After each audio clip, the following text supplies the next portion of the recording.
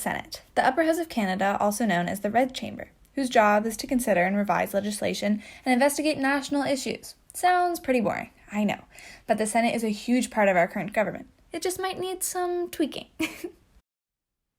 In total, there are 105 Senate members. These members are appointed by the Governor General. To be honest, I was trying to save space by writing Gigi, but that sounds more like a hip-hop artist than a government official. Anyways, our honorary hip-hop artist is actually named Mary Simon. She was the biggest, and possibly only, considerable change in this 2021 federal election. What's really cool about Governor General Simon is that she is the first Inuit person to hold that position.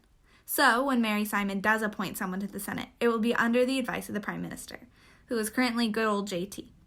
Did you know senators serve until they are 75 years old and make an average salary of $142,000 a year? They don't have to worry about their retirement funds, that's for sure. According to the Senate's official website, the Senate, quote-unquote, unites a diverse group of accomplished Canadians in service of their country. While some will argue that it centers mainly around white men that were lucky enough to get the job because they were, well, liberal and white and men, although I see where some people are coming from, this isn't true. Not anymore, at least. As you can see on this graph, since Trudeau's reforms in 2016, the Senate is as diverse as it has ever been. Compared to the overall population, I would argue we're not doing too bad.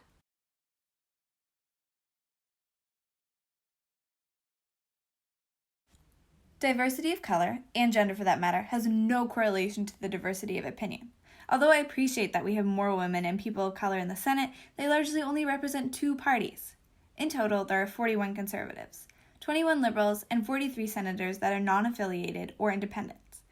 But may I remind you that 33 of these were appointed by a Liberal government, and 28 of that 33 was appointed by Trudeau alone.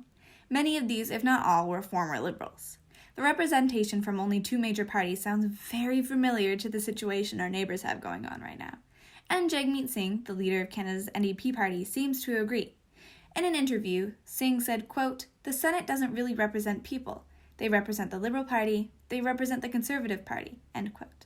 And I would argue not only that this is true, but the graph I just showed you proves this point perfectly. Jagmeet Singh suggests something different. He says we should use proportional representation, also known as rep by pop.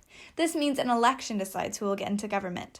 This is the biggest suggested reform I've heard, but I believe a reform of this capacity is totally necessary.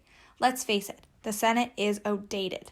Both provincial and federal elections use rep by pop. This means the people in elections are accurately representing diverse opinions and doing what is best for their area where they were elected.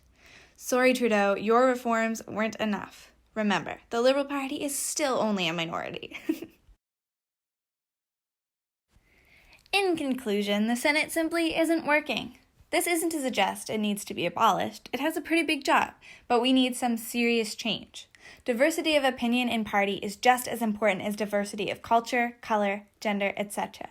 Let's make the Senate for the people. Let's use representation by population. Thanks, Jagmeet.